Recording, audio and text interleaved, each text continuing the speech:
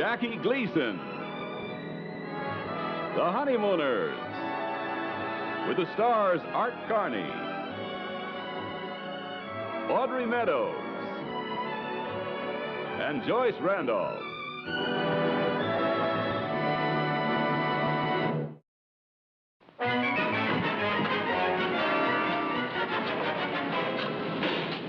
Checking new installation. Bensonhurst 07741. Okay, thank you. Everything's in working order, miss. Oh, that's wonderful. Thank you ever so much. You're welcome. Bye. Bye.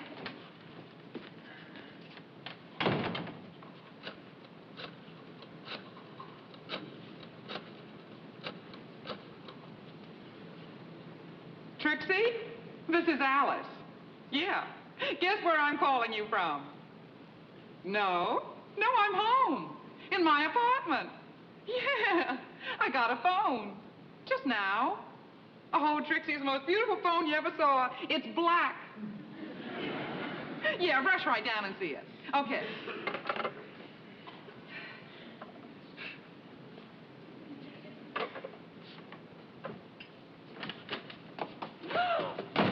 Alice, what a surprise! But after 15 years, how did you ever get Ralph to change his mind? I didn't. He doesn't know anything about it yet. You mean you had this phone put in without telling him? That's right. Yeesh. Well, I just had to do it, Trix. You know, every time the bus company wants to get in touch with Ralph, they got to send a man over here. And ever since my mother moved out to Astoria, I just haven't been able to get in touch with her at all. So I had to have a telephone, but the only trouble is I don't know how I'm going to break it to Ralph. If I could just get him in a good mood before he sees it. Well, you better get him in a good mood while he's still out in the hall, because he's going to see that as soon as he comes through the door. Yeah. I know, I'll hide it. Yeah, good idea. Go right in here. Yeah, that's swell. Man, I can wait, you see, till I get him in a good mood, and then I'll tell him about it. I'll keep my fingers crossed for you, Alice. Okay, Trix. Well, hiya, sweetheart. Hiya, dear. And how is the charming Mrs. Norton? Oh, I'm fine, thanks. I'll see you later, Alice. I better be going. All right, Trix. Lovely girl, that Trixie. Oh, Ralph, I'm so glad you're in a good mood, because there's something I just got to tell you. Oh, hey, before you tell me anything, let me tell you something. You know that guy that works down, he's a bus driver down at the depot, Joe Lustig? Uh-huh. You know, the guy that's always making those stale jokes about me being slightly overweight? Mm-hmm. Well, last night he goes home to dinner, see, and he sits down. No sooner does he sit down to eat, the telephone rings.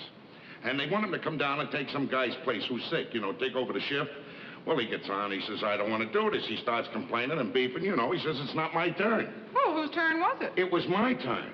But because we haven't got a telephone, they can't get me. So he had to go down and take over the shift. Imagine that. I get out all the dirty work because we haven't got a phone.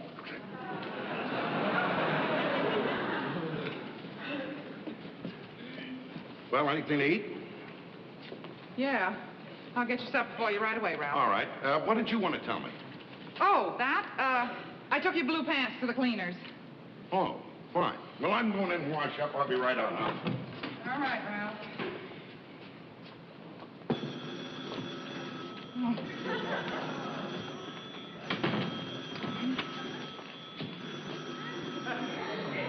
Did I just hear a telephone? A telephone? Oh, yeah, I know. It's the windows open. Could have swore it was right in this room. It sounds that way. Yeah. Well, I don't know why I have to listen to other people's telephones.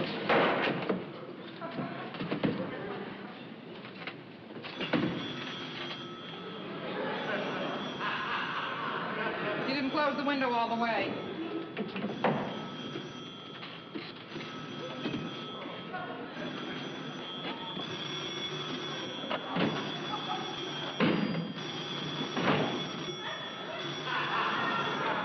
Hello? No, it isn't. You have the wrong number. All right, Ralph.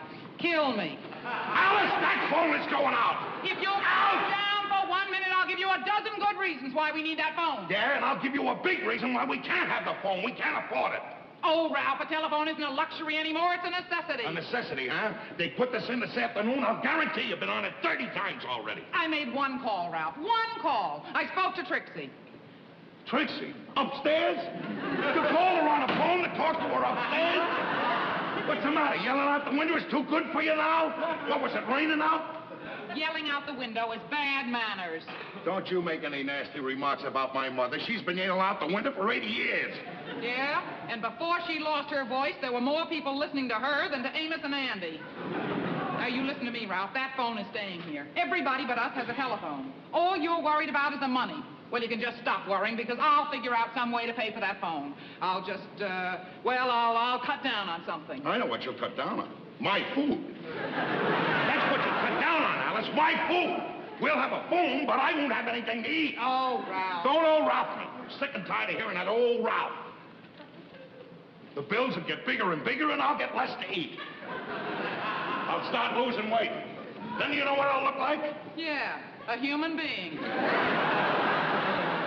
Oh, are you gonna get yours? Listen, Ralph. If you just stop being so stubborn, you'd realize that we do need a phone. It is just as important for you as it is for me. Oh, it has nothing to do with me, because when I'm working all day, you'll be making calls. And then when I'm home at night, you'll be getting them. That phone is for you. You. Hello? Yeah. It's for you.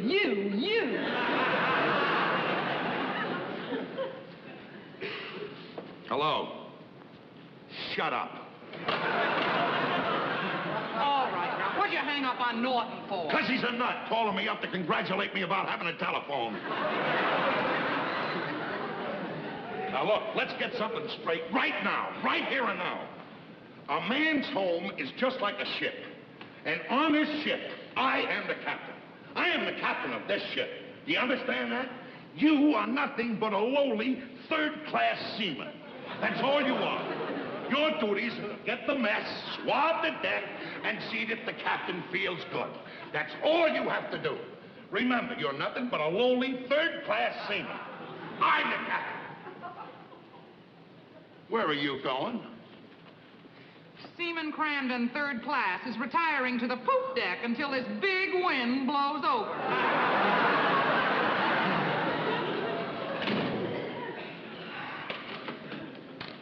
Hey. What's the idea of hanging up on me on the phone and just called to tell you how happy I was that you finally come to your senses and got a telephone? Is that so? Well, that phone's going out in the morning. Look, I know a phone is a necessity, but you don't know Alice like I know Alice. She and her mother get together on that phone, that's the end of everything. If her mother caught a cold, she'd be on that phone 20 times a day just to say gesundheit.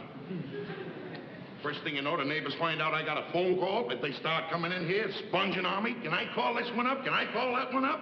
Hey, Ralph, that reminds me. Can I use your phone? Didn't you just hear what I said? Just one call. Is it an important call? Look, would I ask you if it wasn't important? Go ahead, but make it short. Thank you.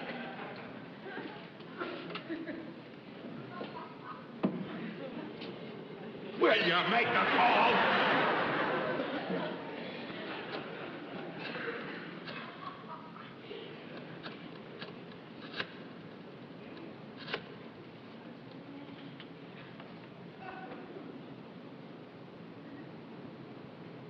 Thank you.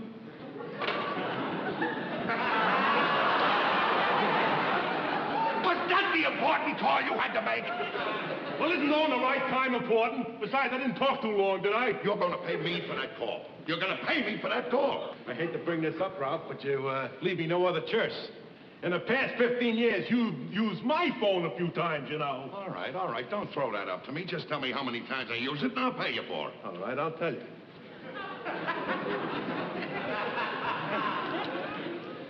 You owe me $176.30. Let me have that, and I'll check it with my figures. Oh, no, you don't. What do you mean, no, I don't? Yep. Oh.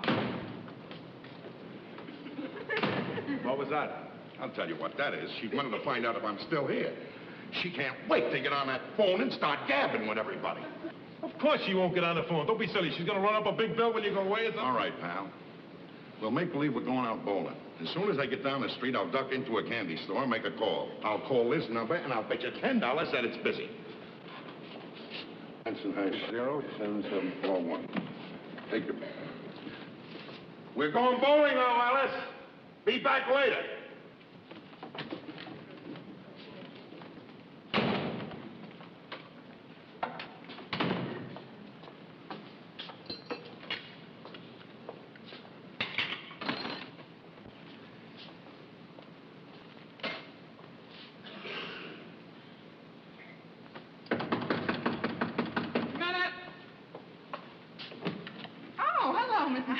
Hello.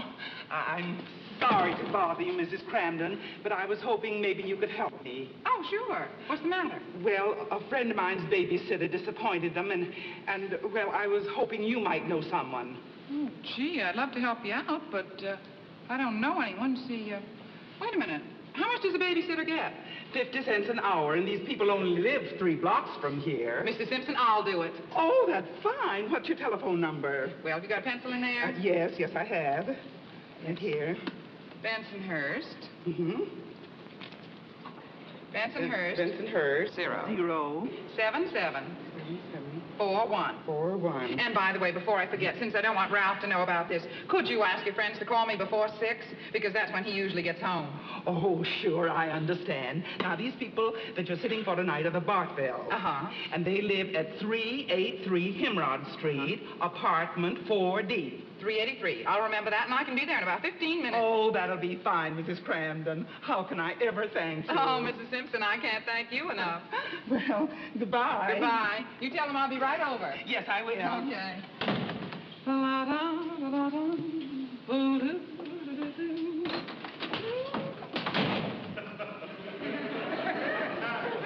So you heard me coming, huh? Got off the phone. Ralph, I wasn't on the phone. Don't stand there and give me a bare-faced alibi like that you weren't on the phone. I've been calling this number the last 15 minutes, and it's been busy. If I called Bensonhurst 07740 once, I called it 400 times, and each time it was busy. Bensonhurst 07740. That's right, and each time it was busy. Mm-hmm. Well, our number is Bensonhurst 07741. I want to tell you something, Ralph. We've had our differences before. We've argued and we've fought and everything else, but everything was always out in the open. Each one knew how the other one felt. But this rushing in here like this, why didn't you just come in and ask me if I was on the phone? Didn't you think I'd tell you the truth, Ralph? Guess I had the wrong number. I guess I married the wrong number, Ralph.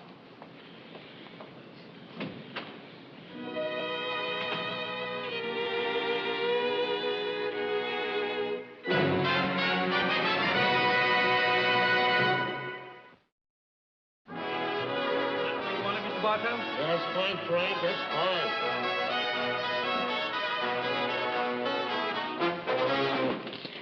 Thank you. Okay.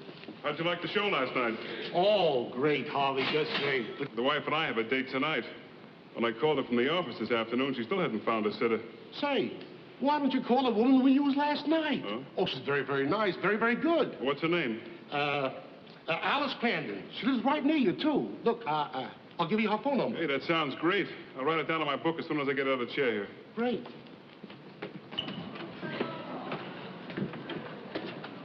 All right. The other barb will be here in just a minute. Okay, pal. Norton, are you sure this is gonna work? Don't you think I ought to call her up and see if she's still steamed at me? Oh, no, I like this way better. Complete surprise. You walk in there with flowers, candy, smooth shave, you know, the skin a woman loves to touch. It'll work. But suppose it doesn't work. What do you got to lose? You can smell the flowers, eat the candy. Tomorrow morning, you don't have to shave. I guess maybe you're right.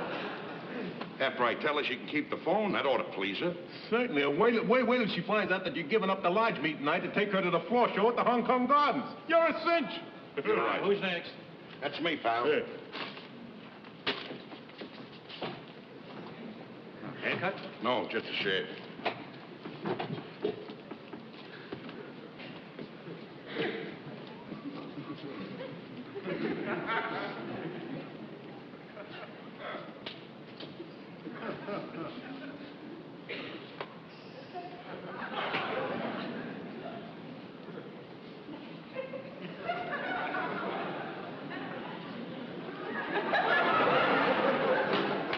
what's the matter with you? Don't you realize that this is this man's place of business? How would you like him to come down to the sewer where you're working? How help himself to anything down there? Help himself to what? Sit down and read a magazine. Hey, Ralph. Esquire. Will you sit down? All done, Mr. Wallstetter.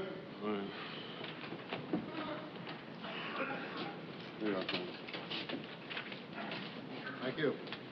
I better give you that phone number now, Harvey. Oh, that's right. Look, you think he's free tonight? Oh, yeah. Look, her husband's busy on Mondays, Thursdays, and Fridays, you know? Just make sure you call before 6. Now, here you are. Let's see. Oh, there it is, see? The phone number is Bensonhurst 07741. Got it? And her name is Alice Crandon.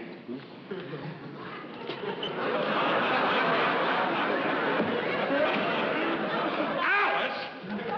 Who was that guy? Woolstetter, Harvey Woolstetter. Harvey Woolstetter. Wait. Leave me alone. I'm going to take him apart. Wait a minute, Ralph. Maybe he's talking about some other Alice Crampton. Another Alice Crampton? With Bensonhurst 0? Remember last night you were wrong. Maybe you're right. But I got to find out. Wait a minute. If you go home now and accuse her of anything and she's not wrong, she'll never forgive you. All right.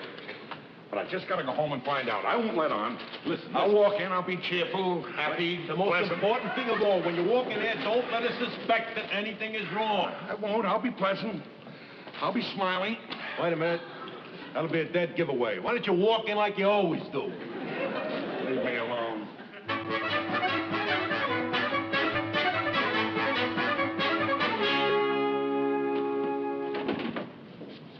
Yes, Mr. Wallstetter, I have a pad and pencil now.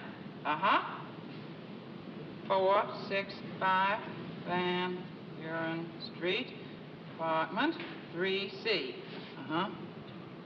Oh, dear, that's awfully early. You see, my husband isn't home from work yet, and I have to give him his supper, and I'll make it as soon as I can. Goodbye. Hi, sweetie. Well, who are you talking to on the phone? Oh, that was nobody, Ralph. That was the wrong number. Oh, wrong number. Uh-huh. Guess you get a lot of wrong numbers now that you got a phone, huh? Yes, you'd be surprised. Uh-huh. Well, your supper's ready. How about eating? I'm not hungry yet. You're always hungry as soon as you come home from work, Ralph. Yeah, I know, but I thought tonight I'd just sit down and relax a little bit before I ate. All right, you just relax. Are you hungry yet? What is this big rush to get me to eat? Well, there isn't any rush, Ralph. I just know it's your lodge meeting night, and you always like to get there on time. Oh. Well, I'll go in and put my uniform on. All right. Uh-huh.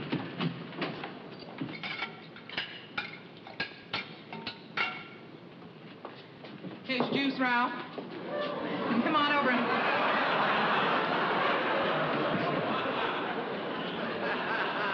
There you go. Better eat your soup while it's hot.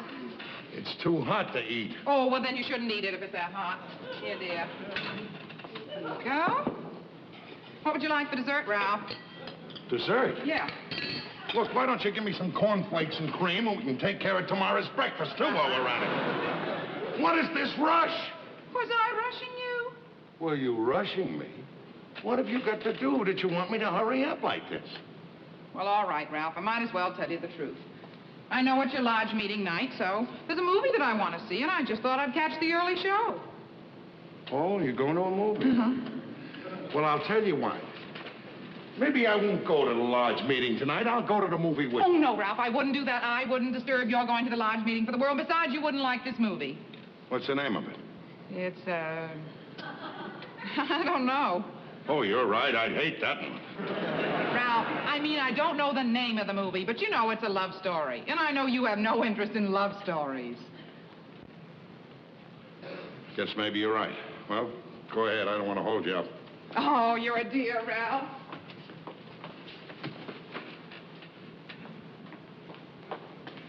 Have a good time. Thank you, darling, I will. I bet you will.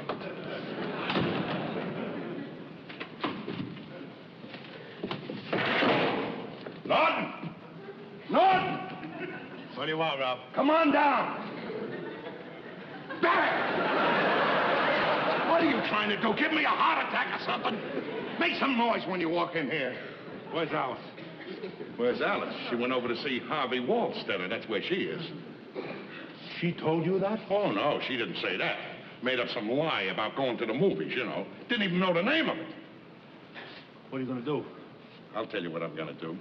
I got his address out of the telephone book. I am now going over and take him apart piece by piece.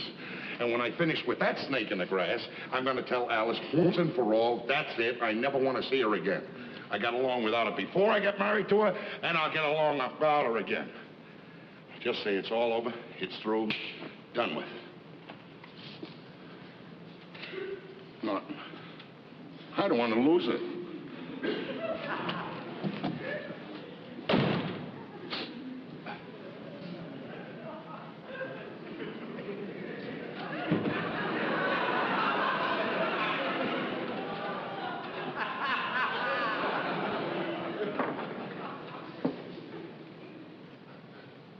Well, I hope he doesn't lose her. She's such a good cook.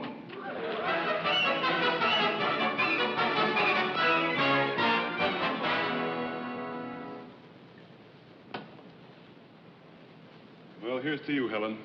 May the next 10 years be as wonderful as these have been.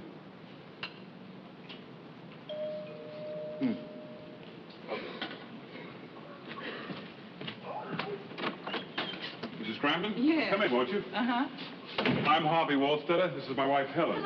Hello, I'm sorry if I've kept you. Oh, no, that's fine. That's fine. Look, sweetie, we better go. All right, Mrs. Cramden, I'll look and see if Harvey Jr. is still awake. He's sound asleep.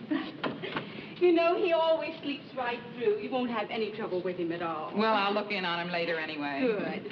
And have a good time. Thank you very much. Good night. Good night. Night.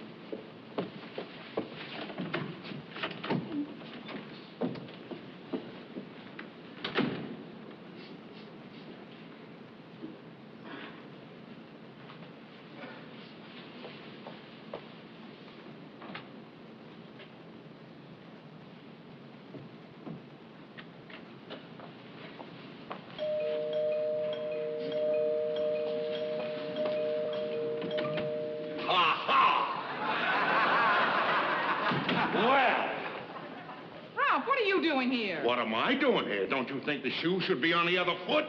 I don't have to ask you what you're doing here. Well, isn't this cozy? Cocktail time, huh? Well, where is he? Where is who? Where is Harvey? Harvey? Yeah, Harvey. I want to see Harvey.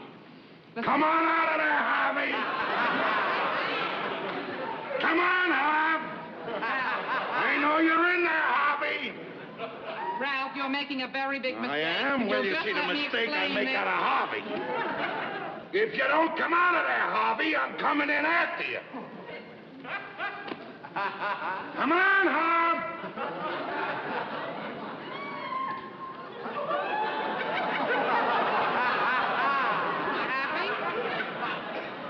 You happy now you woke him up? What is that?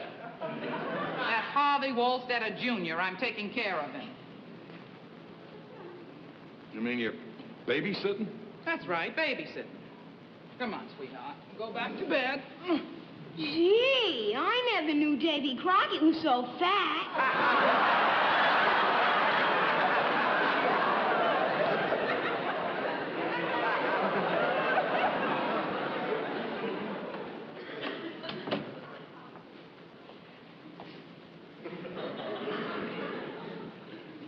Guess I made a little mistake.